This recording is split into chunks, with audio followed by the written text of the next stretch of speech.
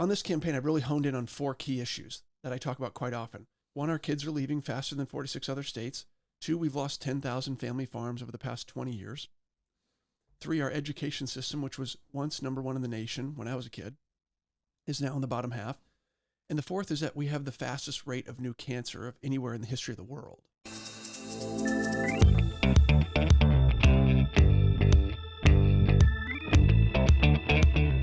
Zach, thanks for joining us today.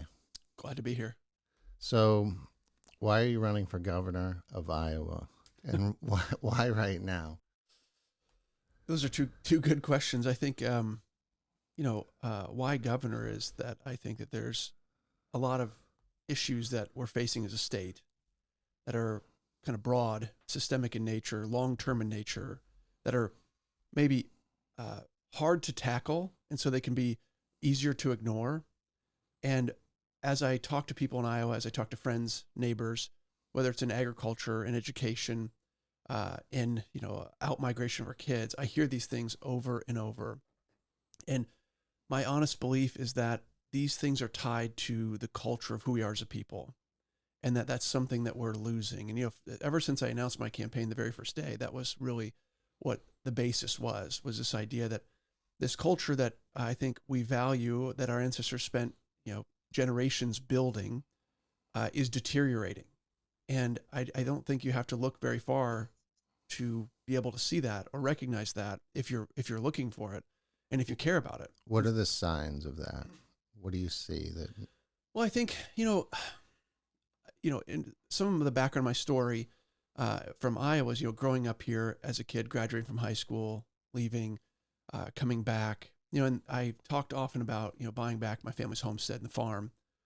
And as a part of that, when I was doing that, I often talk about how I went through these old photos from my great-grandma's photo album to learn how to rebuild the farm and look through how it was built so I could have instructions on that, basically, because I wanted to honor the past. That's what my goal was, and have something to pass on to my kids. And so, going through those photos, it's very hard at times to see the community, kind of the camaraderie, the togetherness, whether it's, just from the standpoint of the agricultural communities that we had, where people would work together, come together for a common good and purpose. And I think you see then that there's a tight-knit belief that, hey, we're here to make this whole place better for the next generation. And so when you first look at some of the symptoms I'm talking about of us being 4th highest in net out-migration of our kids are leaving faster than 46 other states, I think that might be one of the greatest indications that you could have that there's a problem. And so we historically have had what you'd call a high trust society. And I think that that's something that our ancestors spent a lot of time to build because we had common values, common beliefs.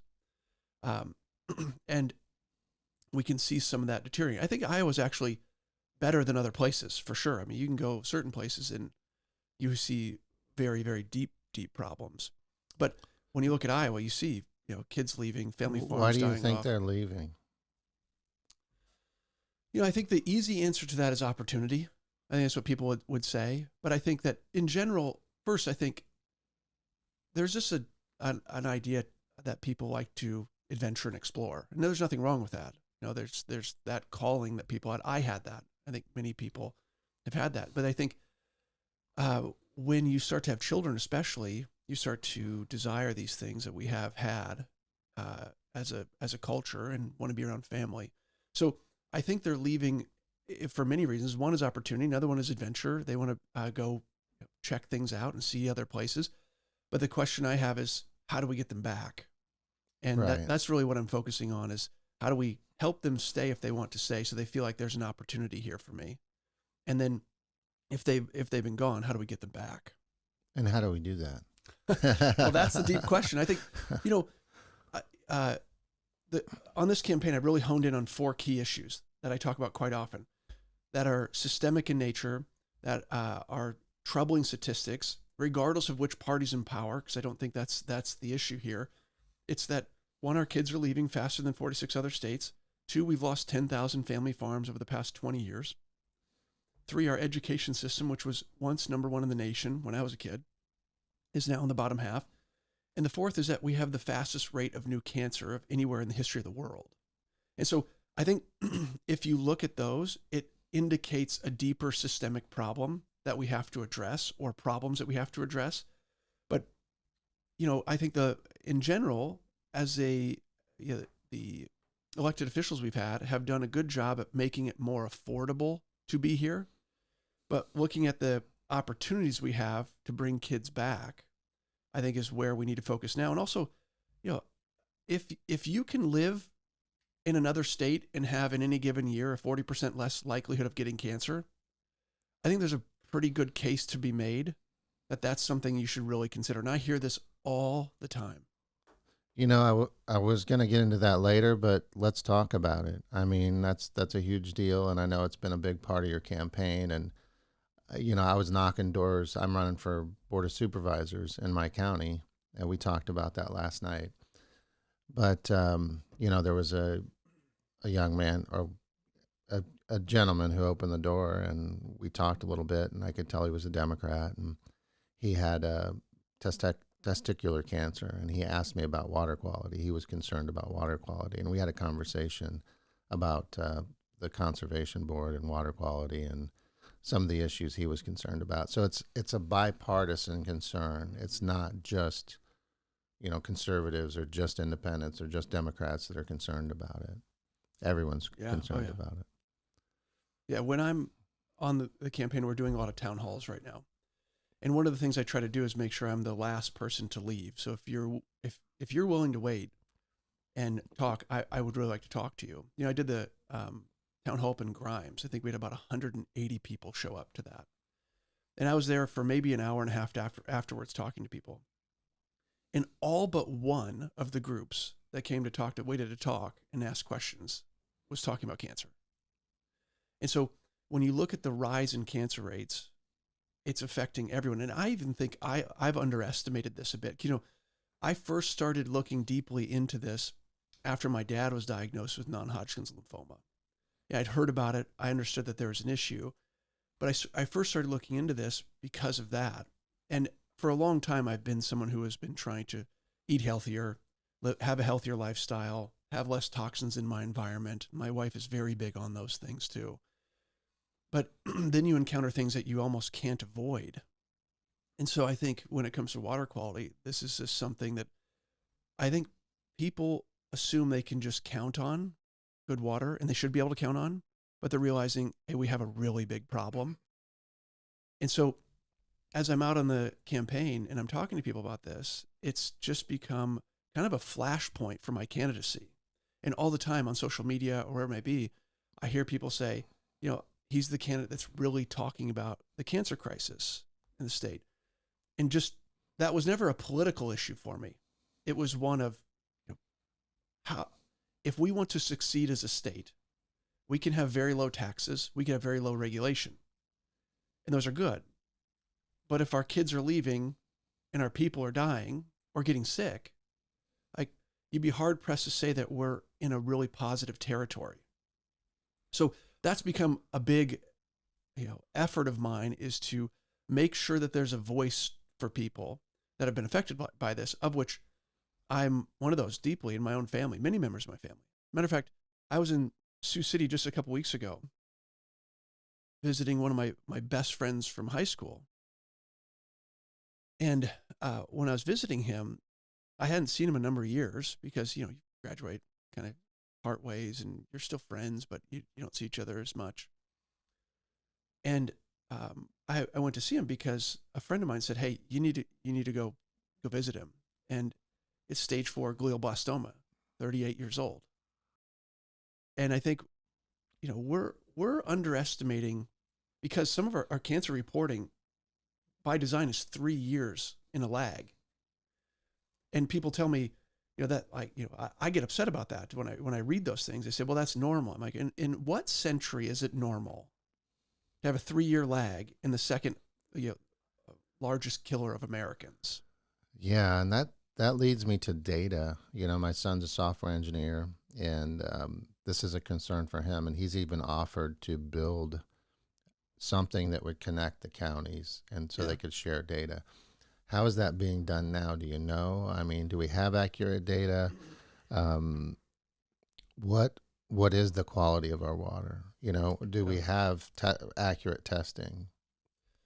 Yeah. So those are two big questions. And I think, we have data that I believe is accurate. It's just old. It's not being updated quickly. We have technology. And look, if you look at the reporting of homicides, reporting of Alzheimer's cases, reporting of heart disease, those are reported 12 months, 16 months, something like that, detailed reports. When it comes to cancer, we're 3 years. Right now, we're 3 years in the rears on reporting of Why cancer is incidents. that? I think that there's some answers to that would like lend themselves more to conspiracy of, look what we just went through in COVID. And we understand that, there is a much greater risk amongst vaccinated individuals to develop certain types of cancer. And so there's, you go back to asking these deep questions and you'll eventually get back to, well, who is a reporting body? What's their incentive? And also, who are they controlled by? Right. And on the federal government level, people ask me, what do I think the deepest issue facing our country is today? And there's spiritual issues that are actually my real answer there. But from a pragmatic level, it's that our country's run by unelected people and we don't know who they are. But in large part, there's been a corporatist bent that has had a large amount of control over our agencies. And so So follow the money. follow the money. Right. And I think that, look, the further away we can get to sort of memory hole what happened during COVID, and then, having data come out later, the better for industry. But, the chickens are coming home to roost in this in many ways. And we see, doctors talking about how they wish they would have done this differently. But on the water quality side, Yeah. I just, What's in our water? I mean, what's when you test the water in Iowa? What's different about it than other states? that's actually the good question. And the reason I Right. say this is that, I often hear this debate and discussion framed as urban versus rural, which I just don't participate in that, because there are things that are happening in both settings that are contributing to the problem that we have. And I think for a long time, there's just been this effort to pin everything on agriculture. And there are issues there. And that's ultimately like a lot of where our outlier status comes from. But, when we look at what's actually in our water, the average well in Iowa, I believe, is between 6 and 9 different chemicals that are in those wells. And much of the water there without a reverse osmosis system just shouldn't be drank. It shouldn't be consumed. So when you look at what's causing the big issue that we talk about, we're really talking about high nitrate load in water. And that's coming primarily from fertilizer. Now, urban areas have issues too, for sure. From a per square foot basis, we're applying far more product in our urban centers on lawns Right. in suburban areas. But what I say to people is, hey, that's going to be equalized from city to city. Cedar Rapids or Kansas City or wherever in the urban areas, they're going to be applying roughly the same amount. So the question becomes, what are we doing differently? And ultimately, and let me just back up a little bit to talk about this, because, my family has been involved in agriculture in our state for 130 years. We operate our family farm today. I didn't spend my life as a farmer, never claimed to. My family's, my dad's been involved in crop consulting, and aunts and uncles still farm very regularly. And now we operate our family farm on a sharecropping basis.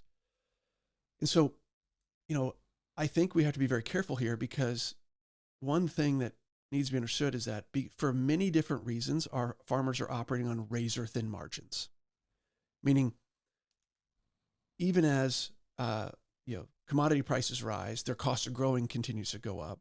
We're seeing increases in farm bankruptcies, I think 70% in 2025.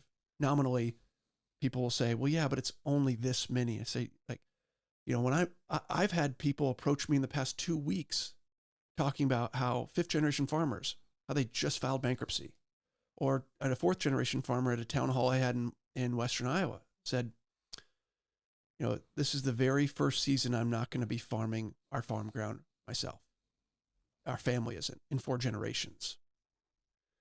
And so what's happening there is that, and I've been very, very clear about this, not just in agriculture, in just about every industry, but especially in agriculture, we have seen a consolidation that has created an extraction from our rural communities and from our family farms. I think in large part by design. I mean, these companies want to work with fewer and fewer family farms. Larger farms are cheaper to do business with, easier to control. And, we can see some of the more nefarious efforts of you'll own nothing from the WEF. Right. So when you're operating on razor thin margins, you're trying to find anything you can do to increase yield. And there's, many technologies that have come out from a seed trait standpoint that have helped with that, drought resistance and things like that, or resistance to certain diseases, things of that nature. But in the early 2000s, we really started to get deep into pattern tiling, which is helping to make farm fields more farmable by making sure there's proper drainage on the farm.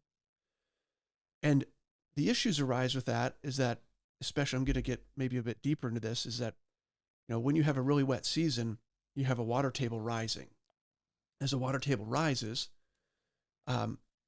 you'll reach a point where it's reaching the tile to drain it off purposefully so that you can still, operate machinery and farm the field. If you've recently applied, nitrogen and you get more rain, nitrogen is water soluble. So it's the reason we often put it on the top of the field is because rain will bring it right down into the ground. Phosphorus, for instance, is different. You need to knife it in deeper because it binds to soil. But nitrogen, when the water table rises and you have a wet season, it directs into these tiles, which daylight directly into our streams. And I tell people, our farmers don't want to lose their product. I mean, I've seen up to 50% of loss of this product, which is very expensive at this point, especially. But it ends up in streams and then tributaries. And then you see in Des Moines, we have, what was the world's largest nitrate removal system. It's not anymore. However, I was told by somebody who works at it that we need a bigger one now. Like it Really? can't keep up. And so where does this now? You'll also So why are nitrates harmful? Well, first off, nitrates are very good for plant life, Sure. for the biology. So I've talked about ways to solve this, of like even using saturated buffers, which just back off the creek, don't daylight into it, and it actually drains water directly into a buffer zone, which can help those native prairie plants or grasses grow. But, when you look at the risks from high nitrate in water, for instance, you have some pretty significant issues. You have blue baby syndrome, which is related to oxygen, but you also have one of the fastest growing cancers right now is colorectal cancer. It's actually, I believe, the number one killing cancer at this point too. High nitrate loads in water are one of the top causes of this. When I talk to people about this, I was talking to a senator the other day who was a retired farmer, and he pointed to the Harkin study or whatever that study was, and said, "Oh well, farmers have 13% less cancer than the rest of the population." And so I went and looked it up, and according to the study, and I'm sure you're aware of this study, I think it came out of the University of Iowa. They do have 13% less cancer, but they have 27% more prostate cancer, 20% more thyroid cancer associated to, water issues. Yeah, that's very interesting because I've seen that study cited in the AHS, the Agricultural Health Survey, is one that's cited quite a bit. It has definite flaws. I think there's a 40% drop-off rate. It's self-reported. There's many very good scientists that are highly critical of it. However, when you just look at their own report on this, I think the statistic was that farmers have 13% lower total cancer. That's the key. Right. Total cancer. But then if you go to page number 2, and by the way, this has been changed now. just about 3 weeks ago, 4 weeks ago, and I still have it because I screenshot it to send it to somebody that was asking me about it. I screenshot their own report in the words that they use. I could read it off my phone. And it said that highest use, farmers that have the highest use of these products are correlated with higher cancers related to those products.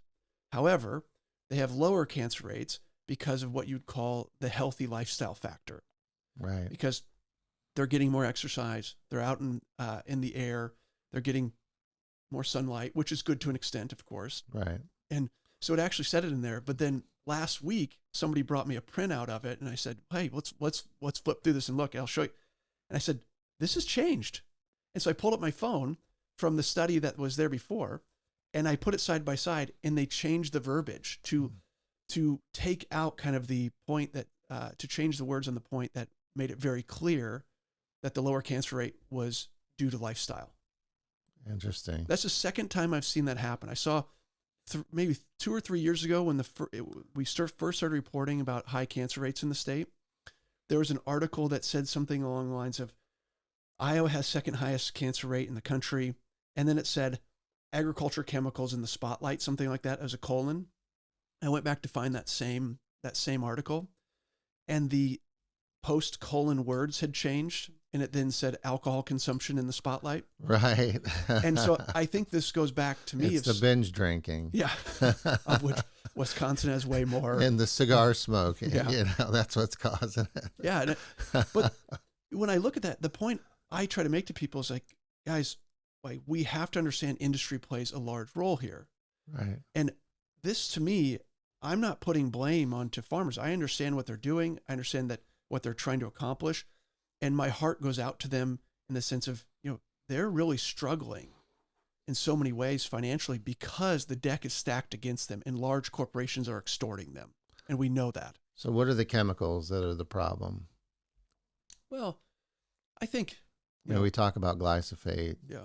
And, people act like you can just drink it from a glass and it's fine. They used to say that. I mean, you go on X and you'll hear many people talk exactly about that when they said, hey, this college class in the 1980s, they would actually do it. They would do that. Wow. And that's sort of, again, been, memory hold.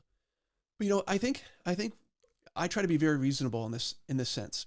When I talk about glyphosate, I think one thing we have to understand is that it's actually one of the safest products that we have to use from a herbicide standpoint. And from an acute toxicity standpoint, you can get it on your skin and wash it off and you're going to be okay. There's other products that I've talked about. One of them is Paraquat, and I will pick on it just because it's egregious that it's been allowed to be used in the way that it has with the few regulations that it has. But there's actually been documented medical journal cases where people have got too much on their skin and died 48 to 54 hours later. What is Paraquat? It's an herbicide. So, Okay. Glyphosate operates on what's called the shikimate pathway, where it actually is basically disrupting the growth cycle of the plant, which proponents of this product will say, well, humans don't have that, but the vast majority of our gut bacteria do. And that's what's transporting things into our body. Okay. And so, yes, like, we don't have that exact pathway for as far as a growth standpoint, but 70% of the cells in our body are made up of bugs within our microbiome. But Paraquat is different. It actually operates on oxygen, and where glyphosate will take time to kill off a plant, Paraquat will burn down a plant in a matter of hours. And it's heavily associated with Parkinson's disease. So what is it used for specifically? I mean, what part of the process do they use that for? A couple different parts. Number one, it would be just as an herbicide before you plant. So, for instance, maybe if you're planting cover crops and you need to kill off a cover crop so you can plant in the soil, it's a very quick acting herbicide. I also know of people who use it primarily as a desiccant. So they spray it at the very end of the growing season to kill the crop evenly to make it more efficient to harvest. Yeah, and I've heard that, and that can't be good for your food to consume that. I think this is where, gosh, this is so interesting that most of my conversations start to revolve around this because I've been so passionate about these topics. But it's very interesting when you start talking about that point of the desiccant, because the vast majority of glyphosate, for instance, is used early in the growing season. And so by the time a crop is harvested, it's gone. Like there's not a glyphosate's gone. It's gone. There's not a trace on the product. Where you'll find the most residue, and there's limitations for this, which that also is completely controlled by industry, is on crops that they've had the product to use as a desiccant to kill it off. And, there's acceptable levels of residue that are allowed on crops. So who determines what's acceptable to consume? Oh man, how much poison can you consume today and be okay? Yeah. Well, here we go. So first, I would just like to say farmers know how to use these products safely. Right. In large part, they do. It doesn't sound to me like you're picking on farmers at all. People get that impression somehow, but I haven't heard that. No, my whole goal, one of my main points of wanting to be in this race is because I'm watching the deterioration of rural communities and family farms. Right. And I understand farmers need this product as a tool in their tool chest. I get that. And there's safe ways to be able to use these products. I'm not calling to ban this product. Not at all. That's not my point.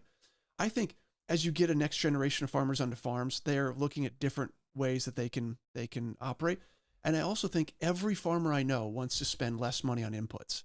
And by the way, just to be very clear, Roundup as a product in the early 2000s could be used as a single herbicide to kill your weeds.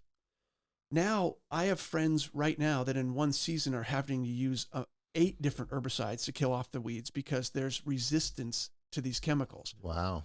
So it's getting less effective. It doesn't work as well. So, when you talk about what is a safe level, this is very interesting that as you dig it, because I ask these questions myself, because I'll hear this say, well, it's way below the EPA's allowed level. And my first question is, who determined that and how? And it turns out that the process is actually driven by industry.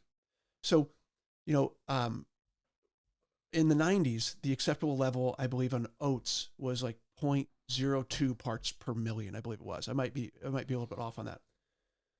Well, that was before they started using this product as a desiccant. Once they did, they went and petitioned the EPA to increase it, and they got a 20,000% increase in one petition. So it went from 0.02 to 20. Wow. And it's because there is a much higher residue level when you're using as a desiccant. Now, if you look at differences between, the US and Europe and places like that, largely the use as a desiccant is completely banned. Even, just to be reasonable on this, because as I said, I'm not calling to ban this product. It's in the spotlight, so I get asked a lot about it because I was interested in it for my own use, especially because my father got the exact cancer that is implicated by this product. And so, as I looked at this, when you look at the Monsanto files that were released as a part of the first big lawsuit, the Johnson case in California, and there's a part where they're talking about the EU banning the Roundup that we use in the United States. And they were saying the version that you use in the United States they were banning it in Europe, primarily because of what's called the surfactant, which is the formulation that is put in there to help it break down the epidermis of the plant to enter more easily. They're finding that it was way too toxic. And it does the same to humans, by the way. So what the EU said is we're not going to allow you to use this. It's called POEA, polyoxyethylated tallow-anhydride. We're not going to allow you to use that. So Monsanto reformulated to a different surfactant that by some measures of people that I think can be trusted, because they're also skeptical on this, is 20 times less toxic than what we use in the United States. And so after they did that, the emails are there publicly now from their internal communications where an employee for Monsanto in the EU was writing back to the headquarters in the United States saying, why would we continue to make a harmful product when we know how to make a safer one? Wow. And they didn't change our formulation here in the United States. And is that just a dollar issue, or why didn't they change it? I don't have that exact answer, but my guess is that a lot goes into the reformulation process and the acquiring of different Sure. products and things like that. But this goes back to my main point when we talk about all of this. So how does this relate to a governor? Yeah. No, as a governor, how would you change this? How would you make it better? Well, I think that the number one piece here is that, and this is what I would call like just the first step. We have to have agreement on this. And by the way, I found agreement on this with farm groups, with people that are farming. People agree with this like almost exclusively outside of industry players.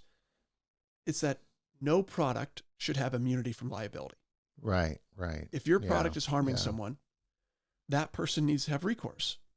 And I was just meeting with a farm group earlier this week. And when I said, hey, here's my actual stance on this, because we can get into the different products, what's safe, what's not safe, what causes cancer, what's genotoxic. We can talk about all those things. But that ultimately, it just boils down to what are we actually pushing for here? And the first step is that no product should have immunity from liability. Right. We saw what happened with the Vaccine Immunity Act. Yeah. I mean, the minute that they don't have liability, they lose the incentive to make it safer. Exactly right. Yeah. That's the point, is that the free market, and I have to talk to especially Republicans and conservatives about this, because for the longest time we watched as the other side was kind of hammering big business over and over and over, and trying any way to kind of demonize that. And we came to their defense in large part, which I have some deep thoughts about that. But I think that with something like this, we have to look that this is protecting an interest. And, I've never talked about this on a podcast before, but I think it's important to note, because I've heard legislators that are good people in the state of Iowa that are, have been supporting this legislation. Yeah. And I actually put out a call to action against it at one point. Had a legislator reach out to me, and they wanted to say, oh, it's just a labeling issue. It's just making sure that it's in line with the EPA and et cetera. Yeah. That's the story, I guess. That is story. And also there's something that comes up that they say that Bayer's not allowed to change the label. Right. That's not true. I've heard that. Yeah.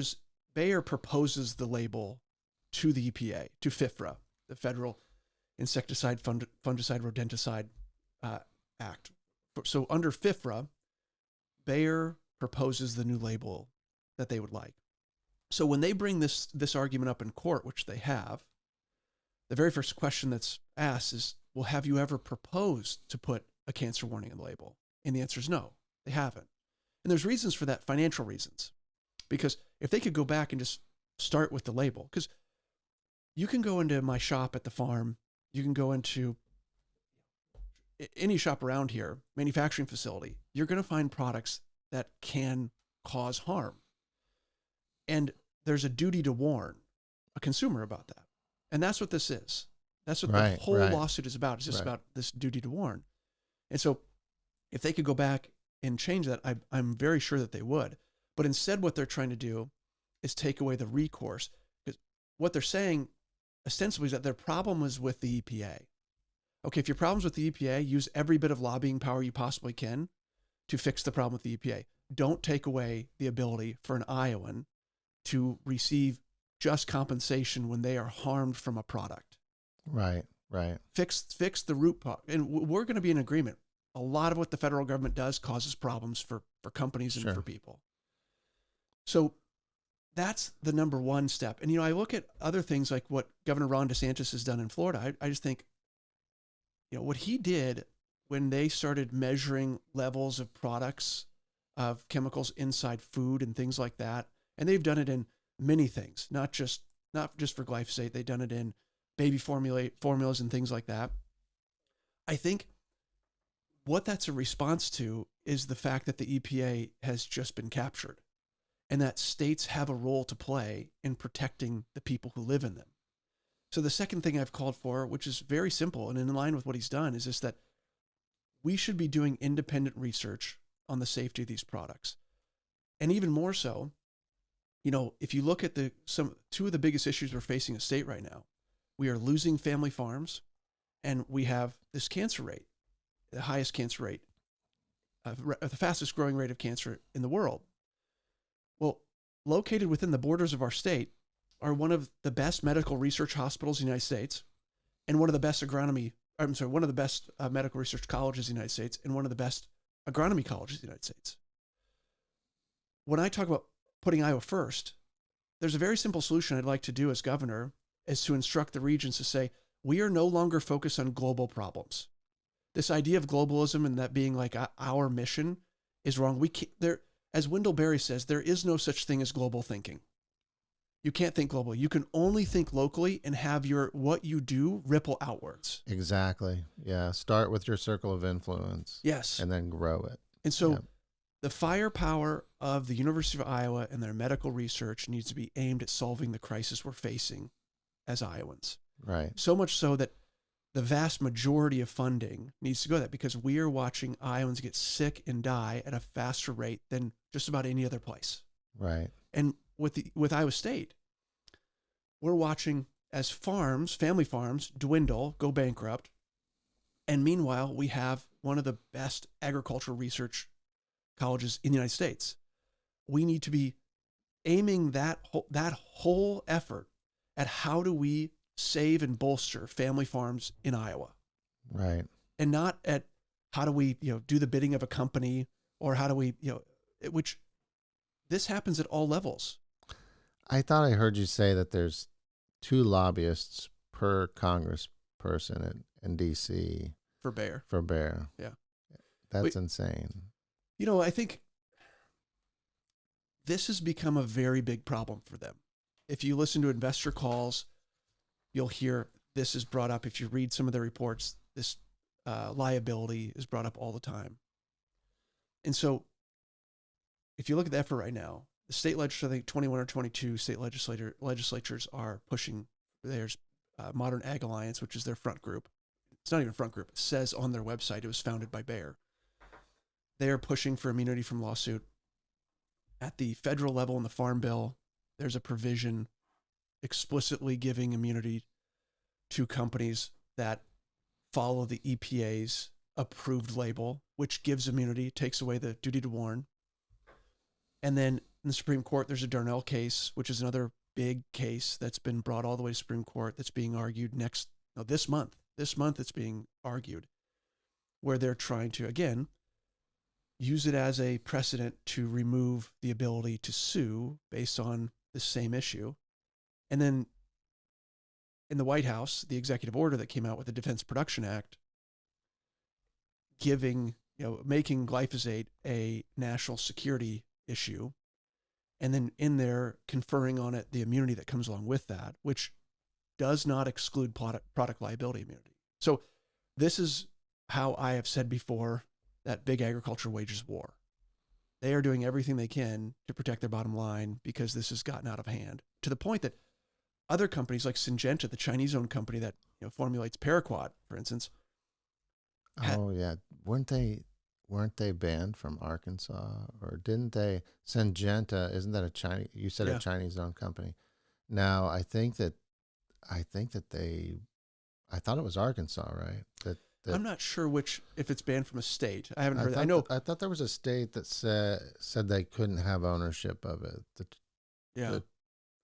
Well, I know there's a desire for that in Iowa, which I also agree with. I don't think that we should be having.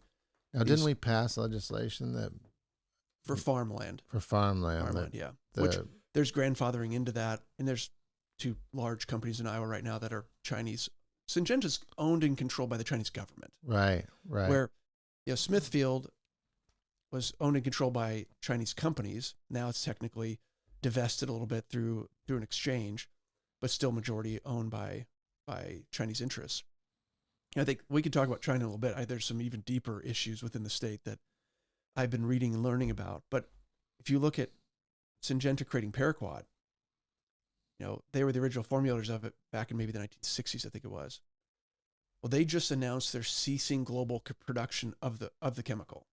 Really? They're not going to produce anymore because they're facing 8,000 lawsuits right now. Wow. So before the EPA lifted a finger to protect any American from this product, any farmer from this product. And mind you, we have a very high amount of Parkinson's that has been in our country, and increasingly so. The Chinese company pulled it off the market. So that's when I talk about captured agencies and too much corporate involvement. That's one of the biggest examples. So there was,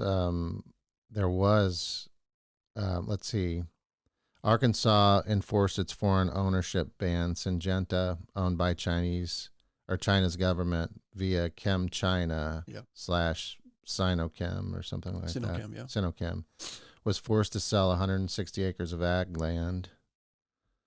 Oops. Yep. Okay. Well, we have the same problem here in Iowa, and it needs to be. And they were fined. Yeah. And we have laws about that in Iowa. They need to be enforced. And so forced divestment should happen. Right. And, my understanding is that, well, first let's talk about this a little bit. If that's all right. Sure. This is one of the things that comes up on the campaign trail.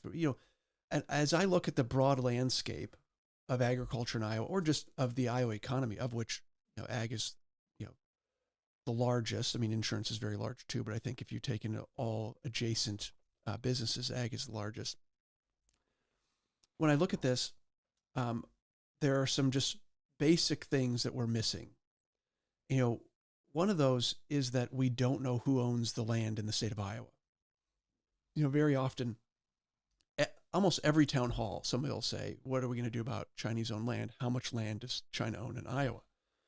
And outside of these companies, I say the political answer that you'll hear from politicians right now is zero, because it's illegal. We do have laws against, foreign ownership. By the way, this came up in the 1970s. Governor Robert Ray was the pioneer on this. He passed the anti-corporate farming laws in Iowa that were designed to protect family farms. And in there, they were talking about protecting against foreign interests owning land, specifically foreign countries. And at that time, it was Arab nations. That's where their biggest worry was that there's oil money coming in and backing people buying farmland. And so the original laws about this came from there, but they actually put in place strict protections, which have been in some ways dismantled since his time. But what's very interesting about the 9H and 9I laws that are still on the books largely is that they were passed by a Democrat legislature and signed by a Republican governor to protect the family farms in Iowa. Wow. Because they knew what was coming. And Sure. he did. And he talked about it very often that these, we need to make sure that we are protecting the family farm legacy in the state and that we don't have large corporations buying land. Right now we have one of the largest landowners is a nonprofit in the state. I hear about it just about everywhere I go. And it's an out-of-state nonprofit that's buying land, and they're using a loophole within these laws that was supposed to protect against this, but it gave permissions to nonprofit trusts, basically, trusts that were doing business on behalf of the nonprofit. And that loophole was actually meant for like research purposes. For, Iowa State needs to buy land, or another group that's buying land as a nonprofit to research, different farming practices, different technologies, things like that. Well, now this group owns upwards of 30,000 acres in the state of Iowa. Wow. So what would you do immediately to change the situation as governor? Yeah, well, I think somebody asked me yesterday, I was meeting with an entrepreneur that runs a great ag business in Iowa. And she just said to me, what do we do? Like, the problem's so big. And I said, look, how do you eat an elephant? Right. Number one, the Attorney General's office needs to start enforcing antitrust laws. We need to start joining in with these farm groups that have been calling to break up these monopolies for a long time. The nitrogen companies are under lawsuit right now for antitrust. Brooke Rollins is calling them out in a big way because, they are extorting farmers on the price of nitrogen. Iowa Corn Growers Association actually wrote a great letter, a very bold letter, saying that we need to break up these monopolies. We need to bring competition back to this market. The Attorney General needs to, so if I'm looking at this from a multi-pronged strategy, number one, the Attorney General needs to start enforcing antitrust laws, which we have those on the books similar to the ones that are in the federal government.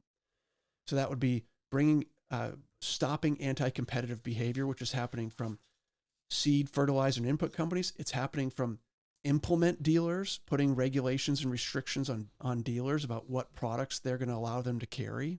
And these are the big companies that are pressuring our farmers, the big ones that are pressuring these companies. So that's number one. Number two is that we have to go revisit these anti-corporate farming laws, and we have to tighten them up like other states like North Dakota and Minnesota have done. And number one, close loopholes. We're not targeting any specific business, but the intent of these laws was to stop the consolidation of agricultural land within the state and protect family farms in Iowa. And now we have at least 25% of our lands owned by people who don't live here. So in there, when you do tighten these laws up, what you can actually put in place, similar to what you just read, is a forced divestment period. So within 5 to 7 years, you have to divest of your holdings within the state to comply with this law. Sure. And there's precedent for that too. The third, and this is actually probably something we do prior to that or along with that, is that we need to as governor, I would do it either by regulation or legislation, mandate that we have human level disclosure of who owns the land in Iowa. We deserve to know who our neighbors are. Even if it's just the state that knows that, it has to happen. It's part of the tradition as Iowans that, when I was growing up, I'd drive with my dad in the gravel roads, and we'd be near an old family farm or something like that. And he would point out who owned the land by their last Sure. name. That's the Tatchy farm, that's the Jantz farm, that's the Herring farm. And now there's so much consolidation and secrecy within shell companies and organizations, and also people that are being backed by very large interests that don't have to disclose that to buy land. So we need to mandate human level disclosure of who owns our land, at least to the state, so the state knows. Anybody who has a beneficial ownership in Iowa's farmland needs to be disclosed. Right. So what's a better way? We talked a little bit after the debate, the Moms for Liberty debate, and you said you wanted to talk about regenerative farming. Yeah. So, and I know that's something you're doing. Yeah. What is regenerative farming? How could it be done on a greater scale and benefit Iowans? I've heard somebody once say to me that agriculture has been trying to solve two problems for a very long time. How do we keep this thing alive that wants to die? And how do we kill this thing that wants to live? And I think the idea behind regenerative farming, the idea is that we're trying to farm more in tune with nature. And, I was meeting with an agriculture group just the other day, and the president of the group was talking about what he does on his farm. And this is a traditional agriculture group, and they're advocating for Iowa farmers. And he was doing some amazing practices, great practices. He's farming conventionally, but he's doing some really good practices to protect soil quality, reduce input that he puts in, to reduce loss of nitrogen in his soil. And so I think that's part of it, is how do we farm more in tune with nature to protect the resources that we have as a state? Because I often say, look, our two greatest resources that Iowa has are the children that grow up here, and the soil that our families came here for. And so, and if you look at a lot of my campaign, we're losing both of those right now. Right. And so on regenerative farming, I think it's important for me to note, as somebody running for governor, that my goal isn't to make everybody farm like me. That's not what I'm trying to do. My actual goal is to help farmers make more money, be able to pass their land on to their kids, not have to have an off-farm income job, and be able to protect the soil and water quality for future generations. And I think if I listed those things out and talked to any farmer, I don't know anyone that would disagree with that. So the question is, how do we get there? And I think, for me, the way we farm on our land, we have some land we've already transitioned to organic, a good amount that's in transition organic. And I looked at that from a couple different standpoints. Me personally, I don't want to use the chemicals that are being used. And so I went out to say, and this is how I've done it over many of the businesses or organizations. I was starting schools. I didn't know anything about education. Other than that, I wanted to get out of school my entire life and get into the private sector. Right. And so, but when I was starting schools, I went out and learned from people who are doing it amazingly well. And I basically said, how can I learn from you? And can I copy what you're doing? Can I adopt your practice? And the beautiful thing about whether it's education or regenerative farming, the answer to that is always yes, because it's for a greater purpose. Right. It's not something that we're trying to keep to ourselves. Yeah. Success leaves clues, and people want to share their success Yes. and how they did it. And it's, you don't have to reinvent the wheel every time.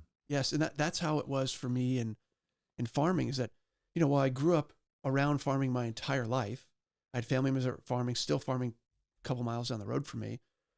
And my dad was involved in agriculture, and he has a double agronomy degree from Iowa State.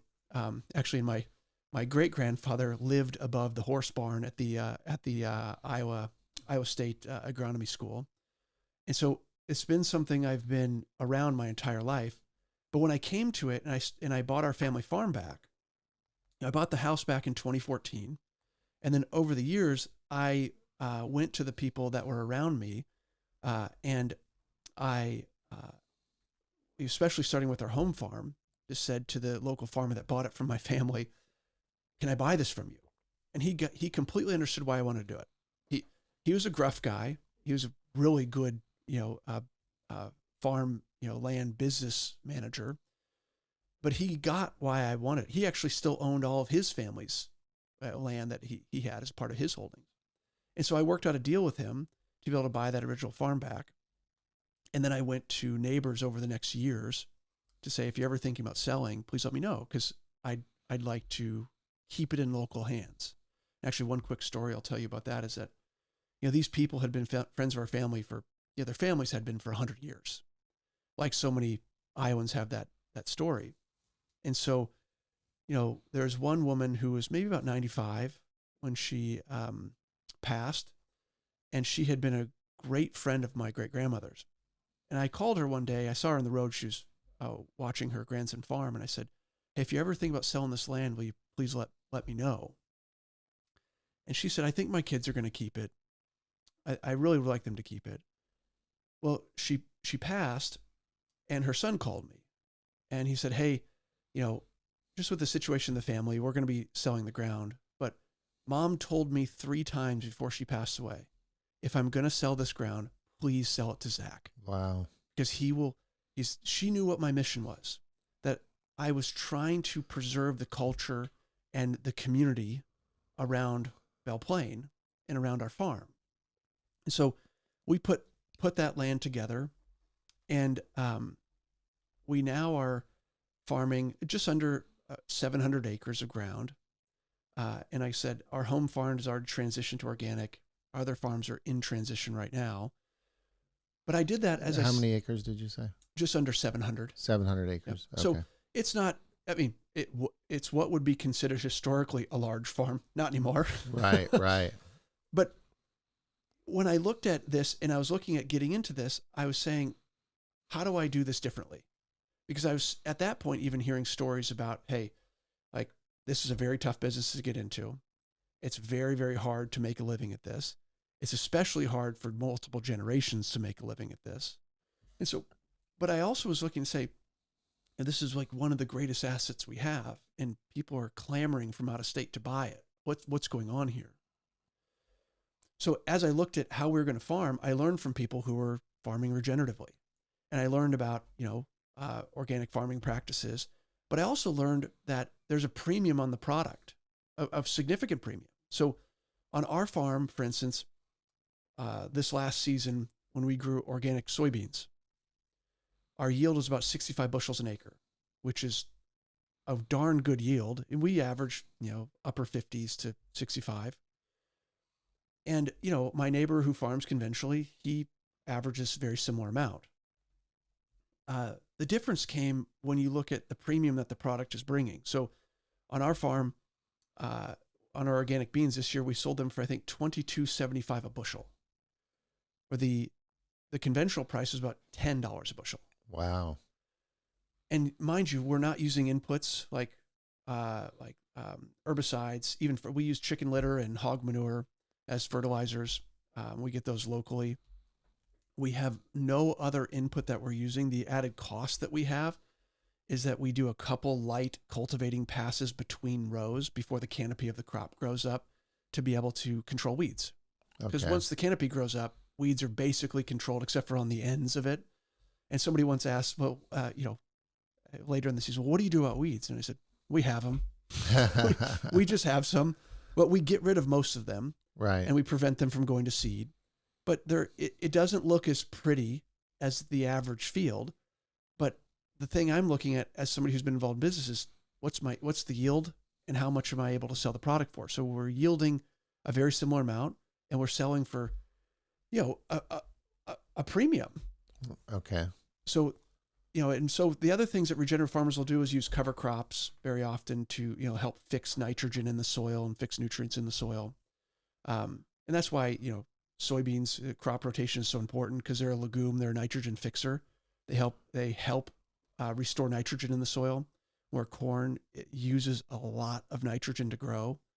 So that's why you can't just continue to corn on corn on corn. You have to rotate that. And the more rotations you do, the better the soil health will be.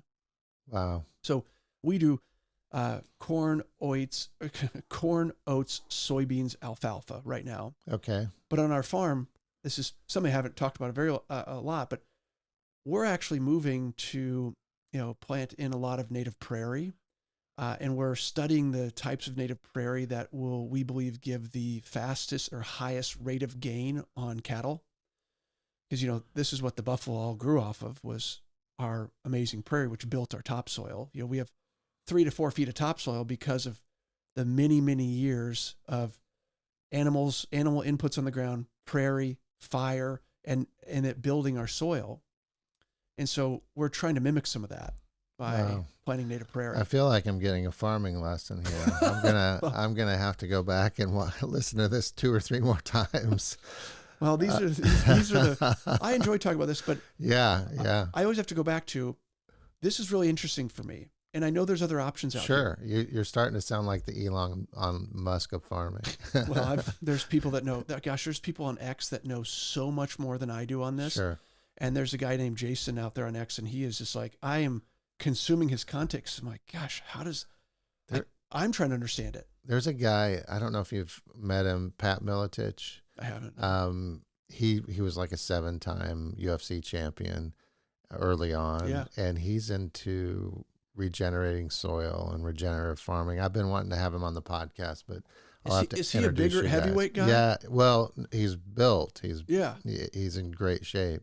There's somebody that just followed me on Instagram that's a UFC fighter or former UFC fighter Pat that's Miletich. into regenerative farming. That's the guy. I was watching stuff. I'm like, this guy's dead on. Like, he's right. talking about growing his own food and super smart. I want to get back to that point though, because, I really enjoy talking about farming. I'm not trying to make everybody farm like me. What I am trying to say is that we have the best soil in the world, arguably, and we import 95% of the food in the state. And so I do think that there are things that we should be looking at definitively to increase real food production in the state. And I get where our products go now, and I understand that. And this isn't me opining against all of that. I understand the markets that are created, and there's different needs for different sizes of farms. However, one of the things I've advocated for is that as governor, I would like to see by the end of my second term that 80% of the food served in Iowa schools is grown in Iowa. Because that'd be something. Well, yeah, we have so many people on the sideline that would love to get into a larger production of real food, but they're looking for markets. And so that's what I hear so often is that, well, we need markets. Well, we have an amazing market in Iowa with our public schools especially that we could tap into that would benefit all parties. The kids would get healthier food. These farmers would have markets that are secure. And it could expand into, state government buildings. And that's a bipartisan issue as well. I mean, left, right, center, everybody wants our kids to have healthier food in schools. Yes. Yeah. And I think that we have I know we have the resources in the state of Iowa. We also have the know-how and how to do it. Some of these things have been lost over the years, but there are still amazing people out there that are wanting to teach and wanting to show people how to grow, real food at scale to help with this exact issue. And so I think for Iowa, I look at Iowa as ripe for what you call a real food revolution in agriculture. And, right now, 24 million acres in the state of Iowa is roughly 24 million is in production agriculture. About 9,000 of those acres grow produce that will end up on your plate in its original form. Most of that's probably sweet corn. And so if we even just had a small portion of that put into growing this type of food, it would make a real dent. I was in Atkins, Iowa the other day, and I had a gentleman approach me, and he's just like, his eyes were lit up because there's so much opportunity in agriculture right now. And I just said to him, what do you mean? Like, what are you referring to? Because most places I go, I'm hearing the opposite. And he was talking about how he operates a raw milk dairy because of legislation that was passed in Iowa that allows him to have a 10-cow dairy. I think it's 10-cow dairy, and allows him to operate. And he said based on what he's doing, he can support his family and one of his children's family doing this off that operation. And I said to him, wow. Yeah, I said, well, would you like that to be expanded? Would you like to be able to have more cattle? And he actually said, no. So this is perfect, because what will happen if we open it up is that one big player will come in and take over the entire market. Yeah. And right now, I'm able to serve my community. And so he was advocating for, 90 more people like him in or hundreds more people like him in different communities, serving the community to be able to provide this product. And there are many opportunities that we could find for that type of agriculture. So, and that's, now granted, what somebody would say to me is, well, yeah, but that's not scalable. And I understand that. But if you would go back, 30 years and say, in 20 years, we're going to have, this many hundreds of millions of gallons of ethanol produced every year coming from the state of Iowa, somebody'd say, you're crazy. How could that be done? Yeah. It was done because there were incentives in place. There was people that saw an opportunity. And my hope is that with, the adjustment of policies that favor small farms, that bring markets to Iowa for other types of products, that we can start to see the same thing over the long term to help build our soil quality, restore our rural communities, to have more people living there and participating in the communities, and grow real healthy food that can support Iowa's families. Yeah. Amen. That would be a long-term vision. If somebody asks about success in the state, there's many things, but I would love to see a resurgence of the small family farm, and also, of a place where Iowa can become known again for kind of a homestead 2.0. If you want to start a small farm, and we don't even need that much land to do a lot of this, but we can take advantage of what we have as land because it's so productive. I can tell that you're passionate about it. Definitely a passion, I can tell. I see a great opportunity to support Iowa's rural economies, provide healthy food to our kids and families, and give alternatives to farmers that want to try something different. That isn't just a giant risk. Because right now, with farmers operating on razor-thin margins, I don't blame people for not wanting to try something different. I had a farmer just 2 days ago say that to me. Yeah, it's got to be tough. I'd love to get into education here shortly. Let's touch on healthcare a little bit. Yeah. You talked about closing loopholes in the law, and we did that Wednesday. And I know you saw some of the fiery debate on the House floor, but for years we've been trying to get the loophole closed that allowed healthcare providers, nurses, et cetera, to vaccinate kids with the HPV vax or Hep B vax without parental consent. Yeah. What are your thoughts on that? I know that you signed a pledge to not take big pharma money and to, table the mRNA shot until we have more solid data. Yeah. Well, first, the debate that you're talking about, I just loved that. I know. I showed you the clip last night. Representative Shipley, I just have a lot of respect for him. He is a fighter for the cause, and also just the demeanor he brings to it. I just really love it. It's the House and the Senate are meant to be deliberative bodies where you're having real debates. Right. And I Right. think what he was doing there was bringing back that deliberative presence within to that to say, let's really talk about the issue here. Yeah, he brings an element of curiosity to it. Yes. So let me ask you about that. Yes. And then there's a sharp wit That sharp wit. that's Yeah. there too, to be able Yeah. to say, okay, well, hey, I don't think that adds up. Like, and for Right. this debate specifically, I think the majority of Iowans would be very surprised and very upset to know that their child as young as 9 could be given a vaccination against without consulting a parent. Yeah. I think Yeah. they'd just be. Let me say this. I was even surprised to understand the age extent that it could go down to because of what it was who ages it was recommended for. Yeah, and a lot of people, if it's mentioned to them, they're blown away. They don't really realize that's been a law in Iowa for a long time. Yeah, and I think this goes back to, we'll talk about education a bit, but one of the founding principles of the schools I've helped start are that we seek to tighten the bond between parent and child. Right. That should be the goal. It should be that, like, parents are the ultimate, have the ultimate say in those decisions in the lives of their children. That's what they're tasked with. That's their directive. And anything that's done to deteriorate that participates in the deterioration of culture at large, because that unit of family is sacred. It's one of the ordained units biblically. Right.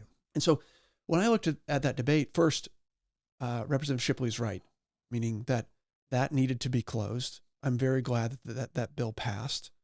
But also it goes into a broader discussion where I think that this is it's almost a conundrum to me, because I remember still in the 2010s early, when the left was so against pharmaceutical companies and they were, hammering Republicans for taking money from big pharma.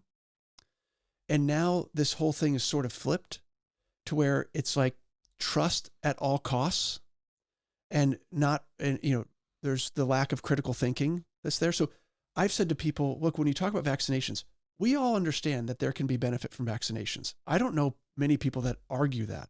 I think the mRNA vaccine, and we could talk about this, is a different story. And the reason it was created primarily for profit motive and for quicker bring to market strategies is very troubling.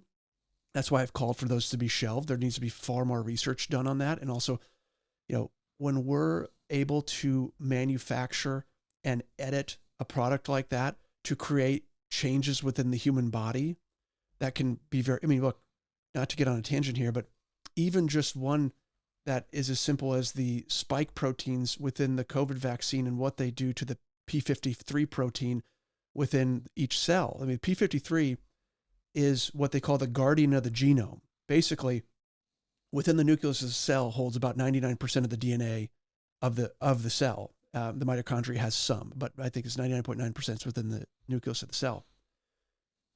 As DNA is replicating in there, cancer gets caused when DNA is damaged and the replication gets out of control. P53 sits in the cytoplasm, and when there's a signal from within the nucleus that something's going wrong, it will come in to either fix or self-destruct the cell.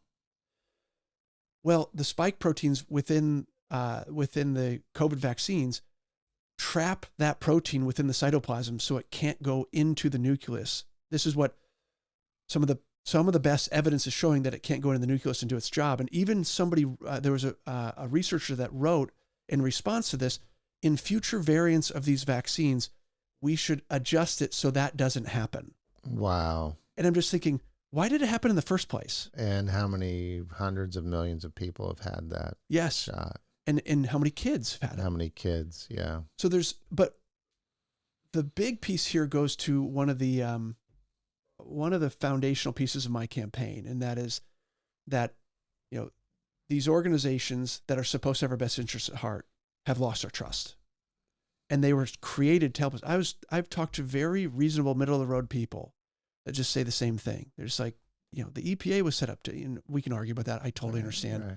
But ostensibly, that's why these things were set up. And now they're doing the bidding of large corporations.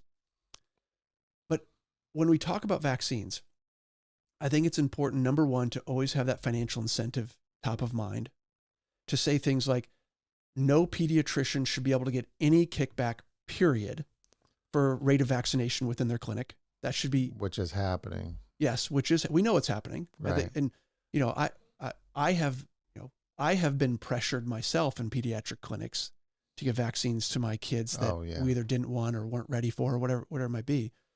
And how do you feel about the mandatory vaccinations for schools, for public schools? I've called for them to be abolished. Right. We tried to do that this year and just couldn't get any traction. But it would be nice to have a governor that was on board with that. Oh yeah, I mean, a lot of these health issues are the reasons I've got into the race. From a broad scale of we talk about cancer to a micro scale of talking about individual vaccines and mandates. And I don't say micro as it doesn't matter. I mean, it's very specific, right? Right. But at the very least, exemptions need to be had, but we need to fight to remove these mandates. And I think that if you look in the past where some of this came from, you'll also see there's industry at play, because when you have something mandated, your business goes up quite a bit. But I like to, when I'm talking about this debate, and I enjoy having this discussion and debate with people on the other side too, because I think you find that we actually agree on a lot of this. When we talk about this idea of the uniparty being bought off by big organizations, and the influence that big businesses had in a lot of these discussions, there might be a blindness to this one industry, but if you correlate it to other industries, they totally agree. It's like they see it. And I just go back to remind them, this is the same group that, Barack Obama used to rail against, pharmaceutical companies and what they're doing.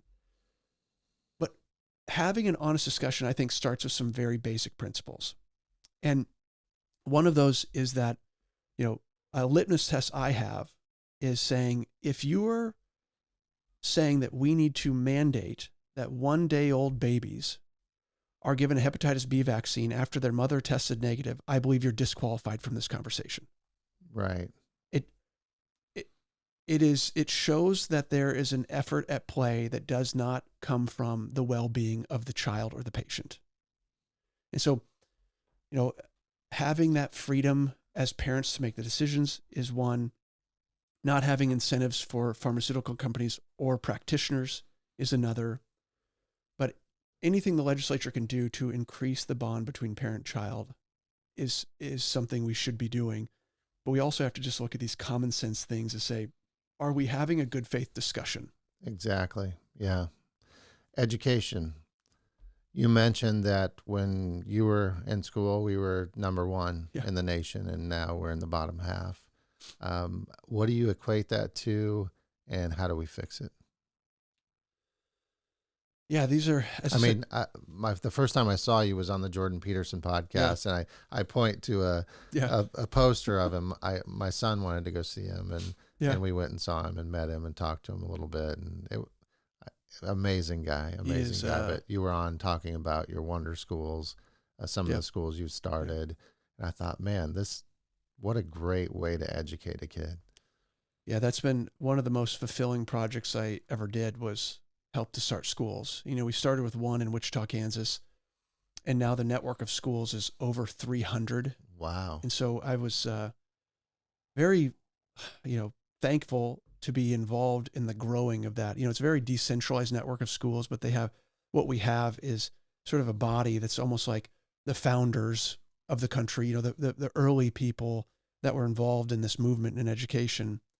And our schools I love them. They're fascinating. I'd encourage your listeners to go check out that podcast, just because, there are amazing models of schools out there like that. But it's not just that. There's great, classical schools. There's great hands-on vocational schools. I think when we look at education in Iowa, I boil this down to, kind of the foundational principles of, what, as you said, what's happening here, and what are the basics that parents should just be able to count on. We have a rich history of public schooling in Iowa, and I'm not opposed to that. I actually say very, very, very plainly that the governor of Iowa has to be the number one advocate for public school kids in the state. I've talked about the education savings accounts. I think they're good. I think they need to be expanded upon and have some changes made to allow other types of schools to have access to that. There's some micro schools that don't have access right now because of very small regulations.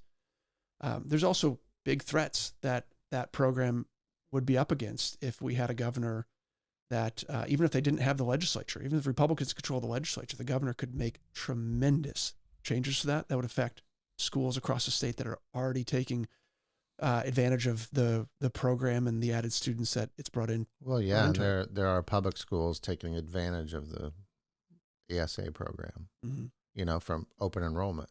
Yeah. If you live in a city and you like your kid to go to a rural school, I know personally that there's a school that's wanting to open enrollment so they can take advantage of it and bring some other kids in. Yeah. It's interesting. I'd like to go back to the history at some point. I haven't dug deep into it, but I remember even when I was a kid, there was, open enrollment that you could, I lived in a rural area, but I was able to go to an urban school, and I, really went because I wanted to play sports. And right. My high school football coach was also my dad's high school football coach, which was kind of fun. But, if you look at the landscape of Iowa, just from a practicality standpoint, I don't believe that at any point in my lifetime, at least not any near term, that less than 80% of Iowa's kids won't be in a public school. The infrastructure is just not in place. Right. And it will take a long time to build. I mean, when a school here in Des Moines had 100 students apply because of these ESA funds, they didn't have enough space, and they had to go find a piece of land, engage an architect, start a building project, get all the permits. I mean, it's a 2 to 3 year process. So, and I says, we cannot cede this ground to the left. I mean, there's a battle for the hearts and minds of our kids. Oh, yeah. And so educational savings accounts, they're foundational to parents because parents should have more say over where their kids go to school, and taxpayers should have more say over where their dollars are spent. And so I think foundationally that's right. But when you look at what's going on in public schools, if we just focus on this one piece and we lose sight of the battle that's going on in these public schools, which I know you've been very involved in. Yeah, we've had, social emotional learning, CRT, DEI, every, 3-letter organization or alphabet organization that has seemed to have been infiltrated by this type of thought that maybe we don't want our kids to be exposed to. Yeah, and this goes back to a principle I talk often, is that I think parents are just looking for something that they can count on. Yeah. And they're not sending their kids to school to be indoctrinated. No. They're not. And, the problem is that I think a lot of blame for this gets pinned on teachers. Right. Which is but, if you look at a lot of the young teachers coming out of our teaching colleges, I think many of them are just good people with good hearts wanting to do the right thing and help the next generation. Where we have a real issue, and don't get me wrong, I've already called to say we need to overturn the Iowa Board of Educational Examiners. If a teacher is caught indoctrinating a student in Iowa, they need to have their teaching license revoked. I'm all in on that. But I think we also have to look at, there has been an effort to completely overturn the curriculum in our schools that our teachers are having to teach from that is rife with Marxist ideology. Oh, yeah. Yeah. And I've had Dr. James Lindsay on the podcast. Yeah. And so, look, I've written curriculum for schools. I've developed this myself. And it's actually fun when you start from a first principle standpoint of what is important for children to learn. And, it boils down to some very basic things.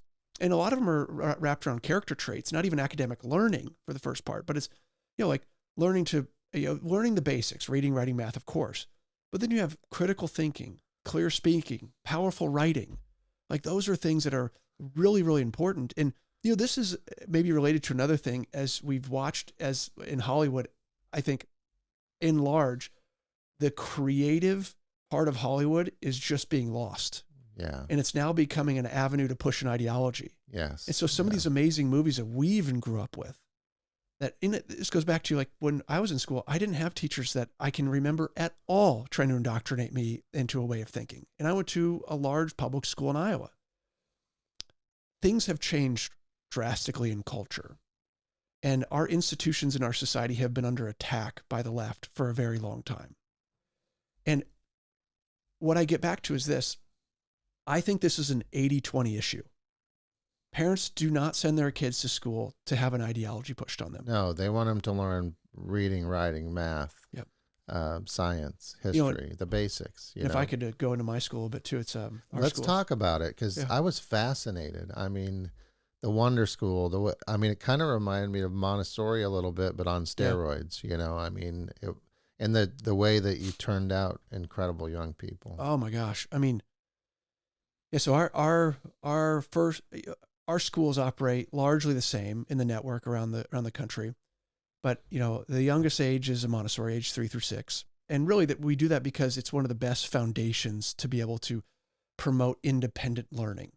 So the idea, John Gatto was one of the pioneers in some of this. He won, Teacher of the Year in the United States. He's written books about this. I think he's passed now, and he actually said it takes only about 50 hours of in-seat instruction for a child to be self-directed from then on, if you have the systems in place to support that. And this is where I get into even about Education Iowa. I love this topic. The people I think that would love to work with me the most on this are teachers, especially our young teachers, because they're reading about all these innovative methods. They're seeing them on Instagram. And I spent 2 years of my life visiting these schools. Our first partner school, we had 3 partner schools to start. One was Acton Academy out of Austin, Texas, which is our main partner school. The other one was a school called Ad Astra. We were their only partner school in the country. And this school was the school that Elon Musk started on the campus of SpaceX for his kids. There's about 30 kids there. We actually had a space there for our students on this campus. Wow. And then the third partner school was a school called New View out of MIT. It was a hands-on middle and high school on the campus of MIT. And I learned from these people deeply. And I just found they were, what I would say, making the best prediction of the future, which I boil education down to. Ultimately, it's a prediction of the future. What are you going to need to know to be successful? And some of that's academic, but other are timeless principles about how to work well with other people, how to build community and culture, how to have good character. And like, what do you do when you're facing a hard circumstance? And this is what our Socratic dialogues that we do every day in our schools. I've led probably 1,000 Socratic discussions and debates at this point. And what they are is we call them young heroes, into the shoes of a hero, where they have to make a really tough decision. Can I give you an example? Yeah. So just for reference, I'll give a quick background here. The first studio, we have 5 studios, Wonder 1 through Wonder 5. So it's age 3 through 6, 6 through 9, 9 through 11, middle school, high school. Once you're out of Wonder 1 and you're into the elementary, every morning is started with a 15-minute Socratic launch. And at the end of every day, we end with a 15-minute Socratic closing, where you're talking about wins and losses from the day, things you wish you would have done better, ways that you things that surprised you. So your day is intentional to start with. It's not a bell ringing. And this goes all the way through high school. So we'd start with a launch. And the idea is you're putting them into the shoes of a hero that has to make a tough choice. So one of my favorite ones I gave was when Elon Musk was first starting to launch rockets, and he was failing miserably. You think they're blowing up and blowing up. Yeah. And so I said, imagine this. You're a visionary entrepreneur, dead set on being the first person to land a rocket on Mars. But in order to do that, you have to do something that people say can't be done, which is re-land and reuse rockets. Otherwise, it's just unaffordable. Your mission is to do this, and you are convinced it can be done and dead set on doing it. You launch your first rocket. It goes up in the air a couple hundred feet. It blows up. Your second one gets a little bit farther, does the same thing. Third one blows up on the platform. You're the entrepreneur. Every one of these rockets is $62 million. Oh my God. Every time it goes up in smoke. You have a choice. Do you pack it up and give up on your dream because you don't want to waste investors' hard-earned money? Or do you keep raising money, even though you might be putting that capital at risk that they have spent their lives, building? And and so that's how it starts. And I remember this discussion, I gave this a number of years ago. It was, like 2018 maybe, or early on. And I had this young boy who's now actually in the high school of one of our schools. He's graduating next year. I think ironically, he wants to be a fighter pilot. And he raised his hand. He was probably 8 or 9 at the time. And he said, is it public knowledge that these explosions are happening? I was like, and we can answer very specific questions as a facilitator. We're very restricted in what the guides can do. I said, yes, it's public knowledge. He said, well, then I keep raising money because they know what they're getting into. I was like, oh, this is so great. But you'll have these great discussions and debates. We have them on, we had JFK, we have them on different wars and generals, and what would you do in this situation? And the idea there is that you are being put in the shoes of a hero that has to make a really tough choice. And that's what's going to happen in life. And I've given these to parents where I've said, imagine this. And I always start with imagine this. You put them in the shoes. Imagine this. You've been working to build your company for a decade. You have one very big deal that could like set you on your trajectory in the future. The meeting is scheduled, and they change the date of the meeting because the customer can't make that date work to the date of your daughter's most important recital of the year. Mm-hmm. And I did this with a group of young entrepreneurs. I love working with young, because I say, like, look, it gets down to a yes or a no, a left or a right. You have to make a choice. And so even in our discussions, you can't say, well, I'd start in the meeting and then I'd start the meeting, but then I'd go there. It's like, no, which do you choose? What did they choose? Well, you got me going. I need to know. I had the best Socratic discussions are where you will have the room split 50-50 about. Okay. And then after you get further into the discussion, it flips often. Really? And so people will say, like, I didn't think, not always flips, but if you're a good Socratic facilitator, if it gets too lopsided in one way, you'll add a good question in to show the other side of the argument, to show that it's not just an easy black and white answer. Like, right. Like, okay, well, if you didn't do this and it meant you lost that customer and that meant you had to lay off your employees. Oh, you're getting deeper. Would you still and so what was the outcome? How many chose the recital versus the business meeting? On this one, it was very interesting because I was with a group of very successful young entrepreneurs who had largely already made money and were in that next phase. And what they said to me at the end, it was pretty lopsided. They said, go to the recital. Right. Go to the recital. Because, and these are from people who had made the decision likely earlier on to not. Oh. And they just say, no, like, and what's beautiful about this. And now they know that recital's not coming back. That moment's not coming back. Yeah. And I think that's really important. Because there's very few things in life that actually matter. Yeah. And there's very few things in ways that you can actually have a legacy. We talked about that last night. We were meeting and your son called, and I think maybe one of your other family members called again.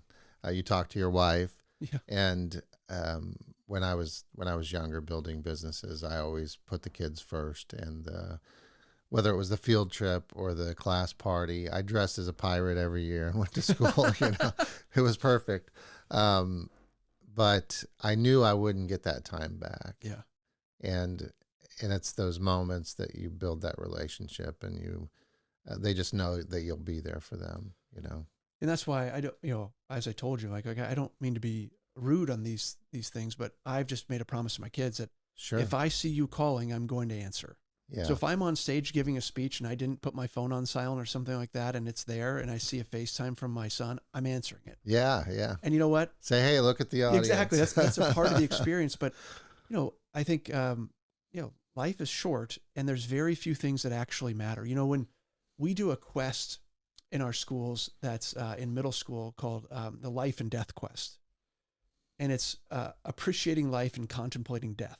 And so our quest, just to give a little background, is we Socratic launch in the morning. The rest of the morning is used for core skills, very self-directed.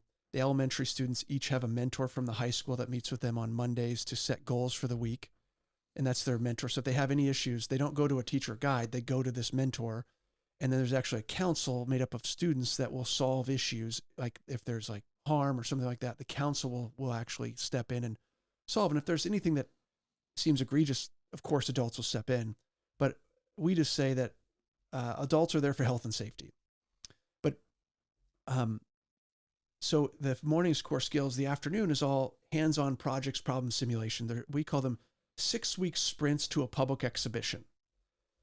And one of these is a life and death quest where we're, like I said, appreciating life and contemplating death. And so these students will learn all about life and where it comes from.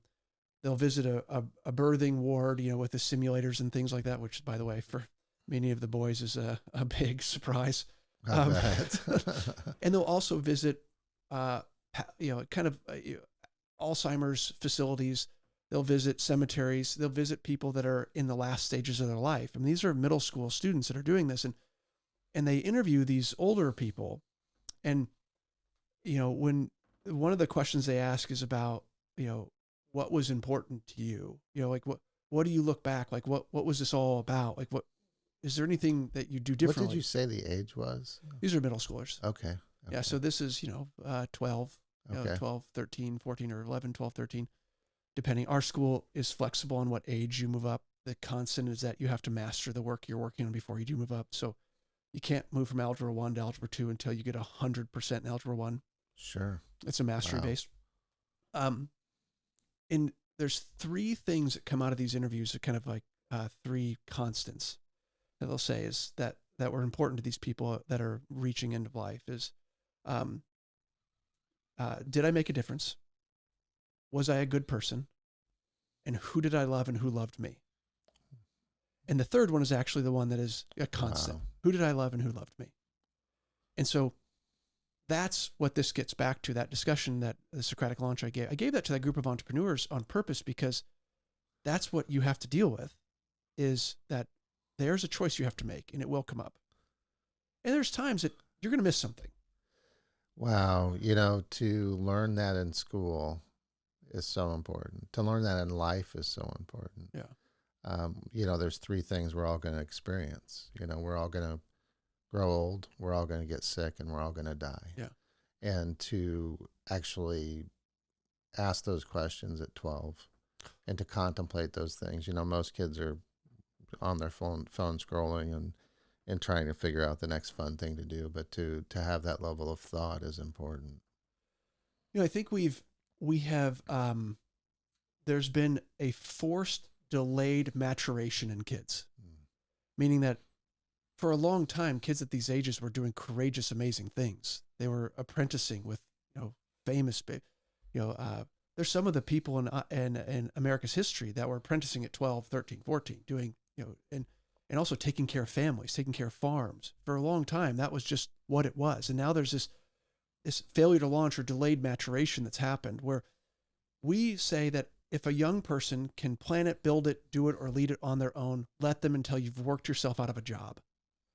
So part of the entire goal of our school is to put more responsibility into the hands of young people. And the only way you can actually do that is through a different system of operation.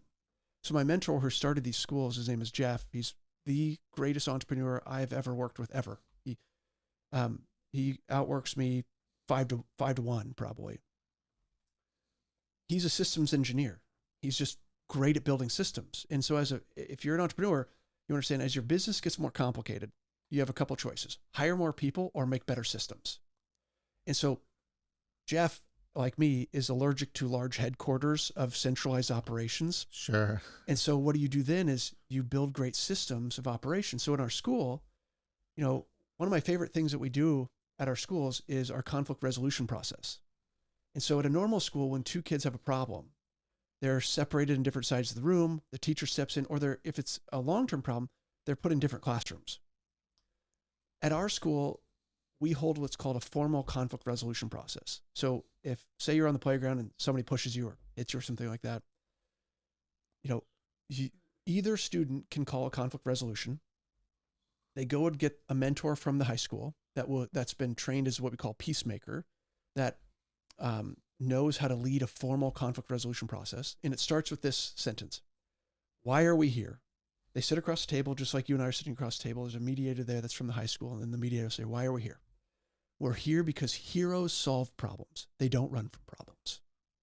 And then it goes into a speaker listener exercise. The first person who called the conflict resolution gets a chance to speak and have their voice heard. The second person repeats back what they heard. Then vice versa. Then they go through why it's happening, like what led up to it.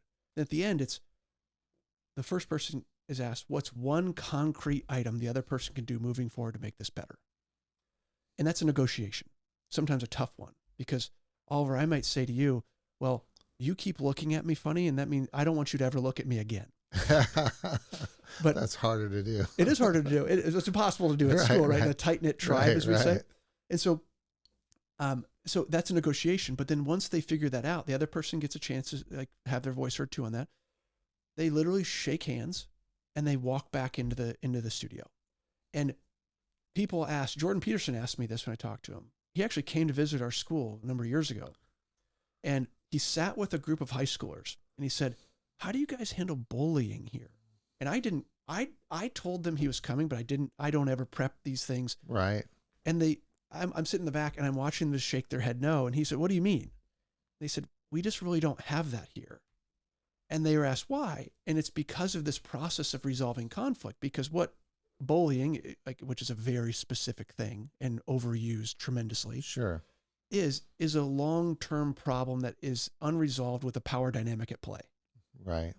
And so at our schools, I often say that you can tell the health of the tribe by how many conflict resolutions we're holding. The more, the better. Because they're coming up. The question is, are we resolving them? Wow. And that's something in society we need more of. Yeah. We need our young people to learn it. We need adults to learn it. We've gotten so polarized in our beliefs that people just can't come together and have an intelligent dialogue anymore. You know, the last thing I'll say about what you said is that, you know, these Socratic discussions, especially when you get in middle school and high school, they can get pretty serious because we talk about, you know, serious topics. But the scenario, when you're first starting this out, the scenario is like one that mimics the discussion in real life. And I have loved watching how our students have handled those discussions because, number one, they wear it on their sleeve. Like, they are passionate. They engage and they'll make their case. But then what's very interesting about it, you'll have a heated discussion debate. At the end of the discussion, they do a 3-2-1 break. They exit the Socratic circle. They're best friends. That's awesome. They're just good. And they've each have learned, and often, you know, like in those types of discussions, there's usually pretty deeply held beliefs, and you're likely not going to bring somebody off of where they're at. You might help them understand the situation better, but then you go back and you are friends, and you're able to live in close knit community with each other. And by the way, that's how we affect real change. Right. Yeah, definitely. Is being able to be there with each other. And so anyways, I could talk for hours about these schools. How do we bring more of that into our public school system? Well, the ESA, into our public school system, that's one of my favorite questions because the first answer is we can do it. And it's not just our types of schools, but it's many. But number one, the governor can create innovation zones within the state and reduce regulation for superintendents that want to innovate. There's also a fund of money that's allocated for training, different tools that we can use to help equip and empower teachers to be able to try new things. I can't wait to do that. That's one of I can't wait to find the most innovative superintendents and the most innovative teachers to say, who wants to be unburdened by the system, right? And go and do some great innovation, which, by the way, these aren't experiments. They're already being done all over the country. They're just not being brought into our public school systems largely.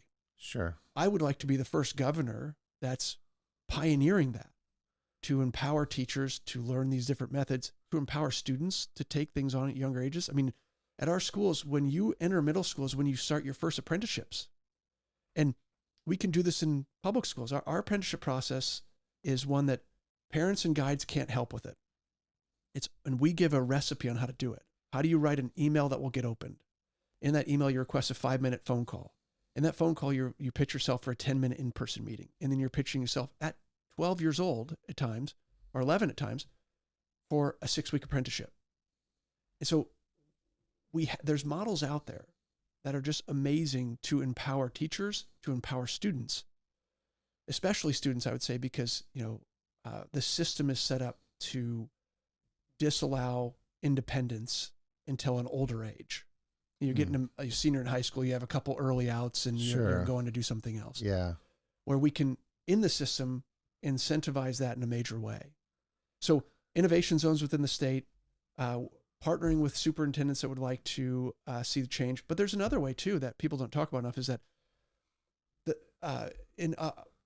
I'll talk a little bit about this, and there's specifics on this I'm still learning about. But basically, if you're ranked within the bottom 5% of public schools, the governor can take control in a large part of that school.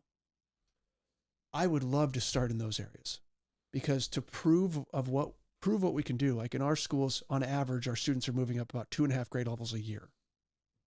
In middle school, they're testing out of high school. I would love to be able to prove what can be done in some of the most distressed schools as a model of what we can do around the state. That would be amazing. And think of how many Iowa teachers have a heart for exactly what I'm talking about. Oh yeah, I'm sure. That they see these kids struggling. They understand that like the deck is stacked, and they want to go in and sacrifice to help build, but they do not need to have burdens of all this tape around there. We need to figure out what solutions can we bring in that will actually serve these kids. Well, that's amazing. That's the school I would want to go to. I mean, I just remember it felt like punching the clock sometimes. Yeah. And occasionally you would have a teacher or a class that was more structured like that. And it would be I remember, I think I probably had a B average, honor roll, low B average or whatever. But it was the classes that engaged me like that I got straight A's in, art classes, music. Occasionally you'd have a history teacher or something that would engage you like that. Yeah, I see that a lot, because I had the same thing. Growing up, going to Sioux City East, I actually had some great teachers. I still didn't really enjoy being at school that much. I liked sports and things like that. But I think what I've learned, and what you said, is actually one of my friends who started the partner school of ours in Lincoln, Nebraska. His tagline is "the school you wish you went to." Right. And when I remember when I was first interviewing parents and talking about school, oftentimes the dads would just be like, "Can I come? Right. Like, can I please?" Like, because some of these projects are, architecture, future of farming, the trial of Socrates. I'll maybe cap this off and just talk about what does it look like at the end. Yes. And that is, you have, when you're graduate middle school and you go into high school, the big question I think for parents is about college and things like that, which I think that I mentioned this in the Moms for Liberty debate. Higher education, the value proposition is diminishing very quickly. Right. And I think there are schools, even in Iowa, that are trying to fix that. I met with actually the dean of the University of Iowa Business School. They're doing things to incentivize programs to keep Iowans in Iowa for Iowa jobs. It's like, this is amazing. And I put out a post on X on it. I think you even maybe reposted, said you've talked about these things. Sure. But, what we say is that, if you're going to go to college, it needs to be for a very specific reason, not just to go there to try to figure things out. And when you think about at our schools starting an apprenticeship at age 11, some of my favorite stories are, like, we had a girl at the school who was dead set on being a veterinarian, did her first apprenticeship, was in surgery, almost got ill from watching. And then she said, no more, I don't want to do this. Now she's now doing equine therapy instead. But imagine learning some of those things at a young age, because sometimes the greatest value of an apprenticeship is finding out that you don't want to do something you thought you did. Exactly. Yeah. And so when you have 3 years of that in middle school, and then you get into high school, as an entrepreneur, I try to summarize our studios. It's something like this. Before middle school, it's about loving learning and learning to get along with other people. Yep. Love coming to school every day, have wonder in your eyes, keep the fire in your eyes for learning, and then learn to work well in a tight-knit tribe with other people. I even say to people, look, if you had to choose between having a child graduate from high school being able to spell very well or being able to build good relationships, which would you pick? Oh, yeah. And it's funny you say that, because even as a soccer coach, I was a director of coaching at a small soccer club. And I always told our coaches at the early ages, our goal is to develop a love for the game. 100%. Whether it's through games, through making sure that they have a positive association and they want to play. Yeah. Then they'll become good, and then being able to operate in a tribe. Yes. Yeah. And if you look at our current model of schooling in traditional school, it does the opposite. Actually, at the youngest ages where the fire in the eyes goes out the most often. Yeah. And then people just say, my child in kindergarten and first, second grade was just loved school. And now they just do not want to go. I heard those stories hundreds of times over. So our goals are very simple. In the early ages up to middle school, love learning and learn to get along with other people. Middle school, learn the habits of hard work. Can you work in flow for 3 hours a day? In flow, which is hard for most adults to do if they're honest. Right. And then in high school, have a tested and vetted idea of what you'd like to do on your next great adventure. And so our process for that, and I'll maybe close on this, but is we have what's called this next great adventure process, which you take your apprenticeships where you've honed in what you think you'd like to do, and then you're planting a flag in the ground to say, this is where I'm going on my next great adventure. And what that means is not exactly this is a job I'm going to have for the rest of my life, but I want to be in videography and filmmaking. And we actually have these things we do at our schools where we have our next great adventure talks. So if you're a sophomore or above, the school community and members of the community will be invited to a talk that it's like a TED talk, these kids, where they're talking about their next great adventure and asking the audience members for something to help them with that. So you might be wanting to be a videographer, filmmaker, and there's a camp you want to go to, and it costs $5,000. And so you'll invite local videographers, local filmmakers. Even on Zoom, we've had people invite actual Hollywood filmmakers that have showed up on Zoom. Wow. And you're giving your Pixar story, we call it. Like once upon a time, there was a boy who had a dream, that type of thing. Right. And then you're going into, here's what I'm going to do. And here's how I'm going to change the world. And I want you along with me. And here's my next step. I want to go to this film camp in the summer at Stanford or whatever it might be. We actually had one of the kids do that. And so then you're going through that. And in that process, you'll learn, do I need to go to college? And your default answer should be no, unless there's a definitive reason why you need to. And there are definitive reasons. You want to be a lawyer, you want to be a doctor, an architect. Now you don't have to for architecture. There's licensing that requires some things, but you can be very talented without it. But the idea is that when you're launching out of high school, you know what you're going in the world to do.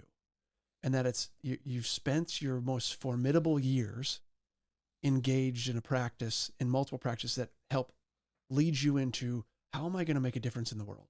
Right. And even in this process, there's apprenticeships, there's deep study of books. You're picking books and pitching them about the industry.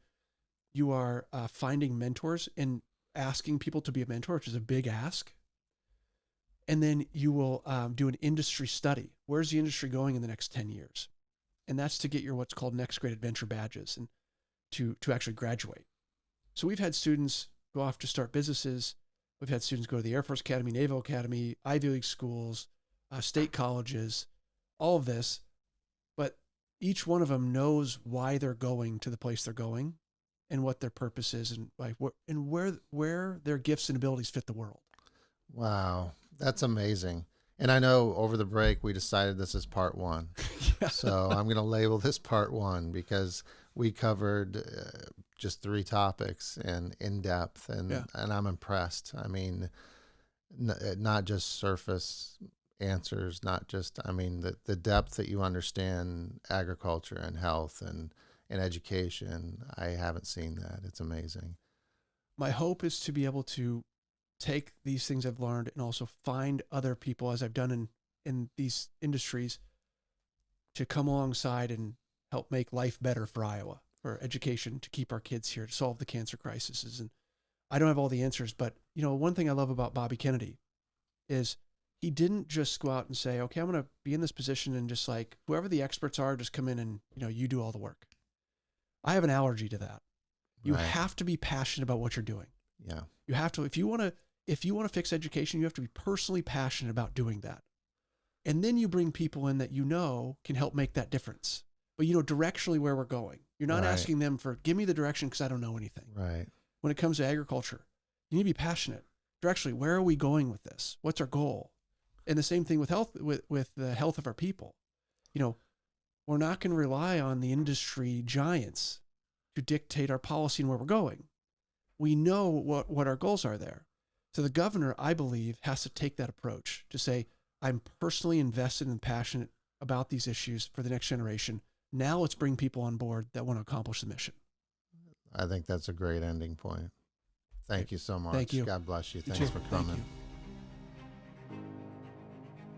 If you found this conversation valuable, please share it. That's how we grow the show. We don't have big media behind us. This is a grassroots podcast, and the only way for us to get it in front of more people is for you to forward it along. If you haven't done it yet, please hit the subscribe button so you don't miss the next one. To support us and for more content, go to patreon.com/Oliver Bardwell. Thank you for joining us.